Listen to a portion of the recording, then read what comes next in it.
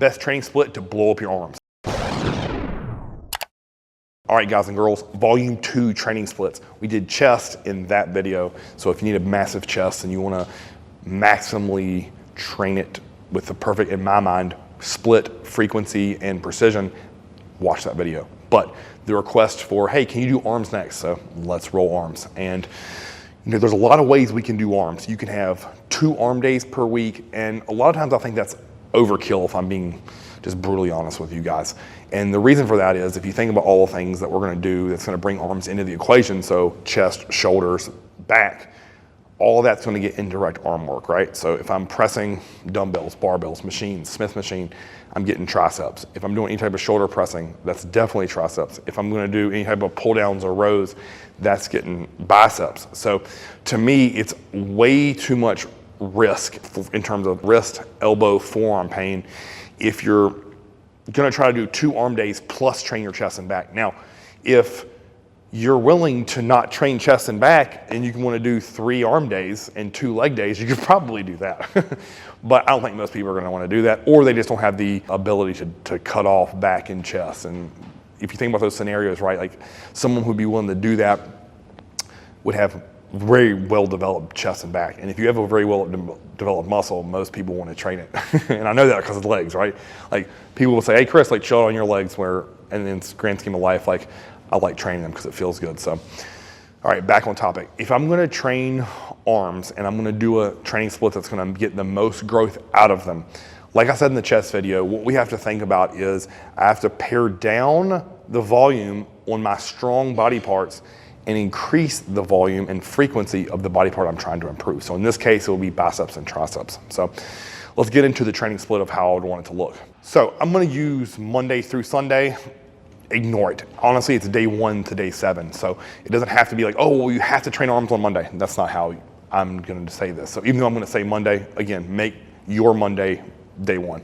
So what I wanna think about here is I wanna do pull on day 1. So what does pull mean? For me, that means back and biceps and abs. So how I would structure this is I would go 2 lat exercises in the form of pull downs, 2 lat exercises in terms of rowing, and then I would do 1 erector exercise. I would do a hanging leg raise, and then I'd go into biceps. So with the bicep movements of that day, I'm gonna do 4 to 6 sets. I wanna stay in the rep range of 12 to 20, and ideally you would use mostly cables and machines. This way it's not a huge beat-upping process of the elbow. It gets a lot of blood in there. It just gets the muscle full, meaning your bicep is full. Because listen, your biceps are gonna be a little bit pumped after back day if done right anyways, right? So you'll have a little bit of blood in there already. You have a bit of a break from doing, say, your rack pulls, your hypers, your deadlifts with the hanging leg raise, and that's gonna loosen your lower back up. So if you're doing, say, standing rope curls, your erectors aren't spasming. So we go and do 4 to 6 sets, and I like anywhere between a 30 and 45-second rest period on this portion of the workout.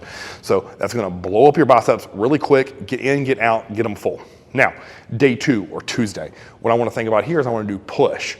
I wanna do 3 exercises for chest. I'm gonna do 2 press, 1 fly. I'm gonna do 2 exercises for shoulders. It's gonna be a side delt and a rear delt. And then I'm gonna go and do 4 to 6 sets of triceps.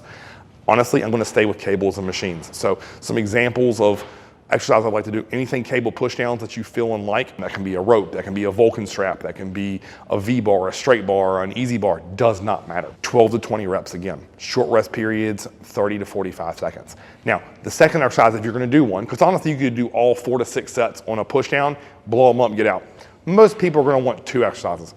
I'm gonna do something specifically for my long head, because 9 times out of 10, if your arms are lagging, it's because you don't have much long head of the tricep. So I'm either gonna want a overhead extension of some sort. And I know most people will say, oh, Chris, do a skull crusher. You could, on this day 1 of triceps, meaning the first time I'm hitting triceps for the week, I wanna be as joint friendly as possible. So I would opt for a rope or a Vulcan strap overhead extension.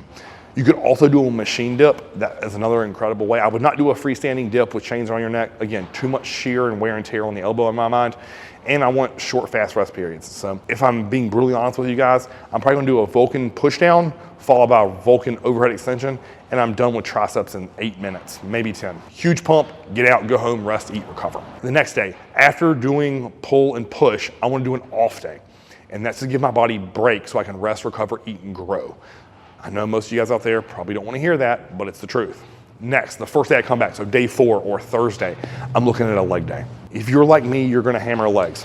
On the flip side of that, if you're gonna be more conservative with your legs, here's how that session would look. I would do a leg curl, I would do an adductor, I do 2 quad movements, and then some sort of RDL.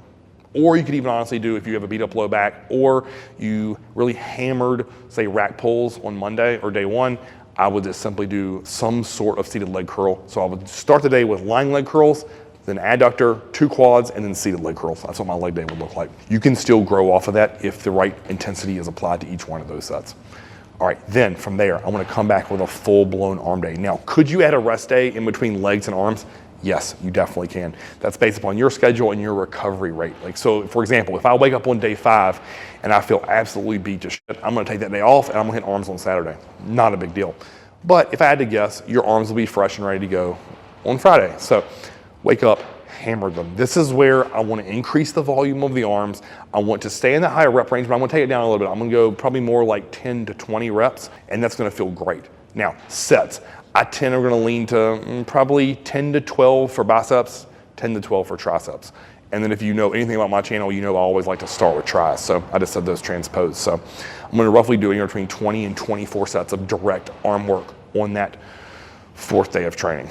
So if you're looking at that as a whole, that's how I would set that up. Now, again, you have to be smart with exercise selection. All day long, I'm going to start with a cable push down, and then I'm probably going to do 2 things overhead, probably another, either a rope overhead extension, that could be some sort of like JM press, close grip bench press, or a skull crusher, and then I'm going to finish with something that really drills the lateral head of my tricep. So it could be, again, a rope push down, another version of a push down, a single arm push down. All are going to work really, really well. That's where you can throw a dip in there too to finish the day off. So then on to biceps, I'm going to start with some sort of cable curl. Then I'm going to do a hammer curl, either with dumbbells or the rope. And I'm going to tend to do a preacher curl next. And that can either be with a dumbbell or in a machine. And I'm going to finish up with a stretch curl. So if you look there, 4 exercises for tris, 4 exercises for biceps, that will blow your arms up. That's also where I would put calves at the end of arm day. So I'd probably do seated or standing calf raises, 4 sets, or a top set and a back off, and that's the day. Now, if I'm being brutally honest with you guys, that's where I would end it. If I'm doing a spec of arms and I want to bring them up, and that could be either for 8, 12, or 20 weeks, I'm only going to do those 4 training sessions, because I believe in my heart, if those are done right, the rest and recovery is going to be what your body needs to grow your arms the most. Now, I'm only going to say this next part because I know most people aren't going to listen to me. I would just simply do a back or chest, or a back chest pump day as your 5th training day. And that's going to be on the moderate volume side, nothing super crazy taxing. If I'm going to lay that out for you specifically, I'd probably do straight arm pull downs, a lat pull down or a pull up, 2 machine rows, and then I'm going to do a chest. I'm going to go into I'm going to go a pec deck or high cable crossover. I'm going to do an incline hammer strength press, and then finish with probably a hammer strength decline or a neutral grip press, either with dumbbells or with a machine. So simple. 5th day if you wanted to tack that on there, then take Sunday or the 7th day off. In a perfect world, if you're listening to my advice and you really want to grow your arms, 4 training days. Pull, push, off, legs, arms, off, off. That's the way to grow your arms. If you want to be stubborn and think that you can out-recover me, even though you probably don't eat and are not nearly as consistent with sleep, rest, eating, and recovering, good luck. In that case, I would do pull, push, then I would do off, legs, arms, chest back, off, and then start the rotation over. So if you look at that, guys and girls, that is a great way and the best way, in my opinion, to really grow your arms. And just like I said with the chest thing, I want to finish up here. The increased frequency only matters if your technique, form, and execution is good. If you are lifting with poor form, this is never going to work. Increasing frequency, if your form is poor, does nothing but beat up your joints. So be smart with the exercises you choose. Even though I laid out all the exercises I personally would do, at the end of the day for arms, you have to pick the exercise that you feel the most. So if you get a huge pump off of, say, close grip bench press, do it. If you go to do a JM press and you feel nothing but in your joints and shoulders, scrap that exercise. So again, be smart with your exercise selection, use those templates I laid out for you, and get your arms growing today. If you like this video, like, share, and subscribe. Until next time, Chris TV.